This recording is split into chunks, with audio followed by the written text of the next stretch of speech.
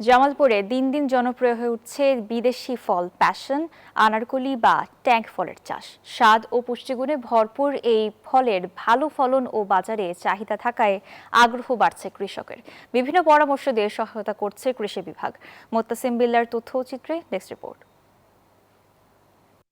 লতানো গাছের সবুজ পাতার ফাঁকে ঝুলছে সবুজ ও বেগুনি রঙের আকর্ষণীয় বিদেশি ফল প্যাশন।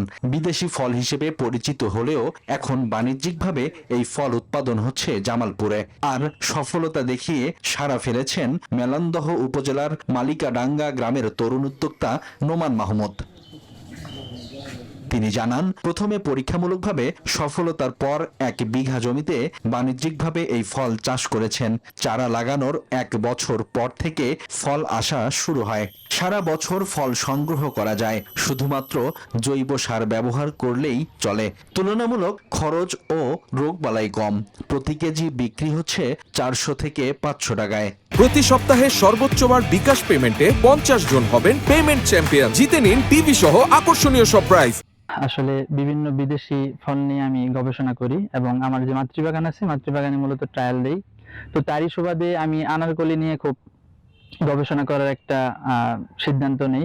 তো এই ভ্যারাইটিটি আমি একজন শখের বাগানের কাছে পাই এবং এটার অল্প কিছু চারা নিয়ে এসে আমার বাগানে লাগানোর পর দেখি যে এটা অভাবনীয় সাফল্য। বাগান থেকেই বিক্রি হচ্ছে প্যাশন ফল।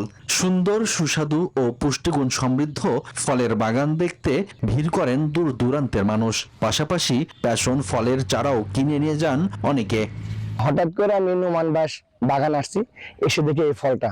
তারপরে আমি কিছু ফল মনে কাছে চারাও নিছি, প্লাস ফল নিতে আসছে এখন আর কি। এটা আমি মনে করি যে এটা চারা নিলে মোটামুটি ভালো বাণিজ্যিক ভাবে আমি হয়তো ডেভেলপ করতে পারবো। আর আমাদের বাংলাদেশের মাটির মধ্যে যে এই ফল চাষ হচ্ছে, এটা আমাদের কল্পনার বাইরে। সম্ভাবনাময় প্যাশন ফলের চাষ বৃদ্ধির লক্ষ্যে কৃষকদের বিভিন্ন পরামর্শ ও সহায়তা দিচ্ছে কৃষি বিভাগ। যেহেতু জামালপুরের মাটি বেশ উর্বর, তাই এই ফলটার চাষ করে কৃষক লাভবান হতে পারে। এটার একটা ভালো সম্ভাবনা আছে বলে আমরা মনে করছি। সঠিক পরিকল্পনা ও সহায়তা পেলে প্যাশন ফল দেশের অন্যতম অর্থকরী ফসল হিসেবে পরিণত হতে পারে বলে মনে করেন সংশ্লিষ্টরা। Desk report, news 24।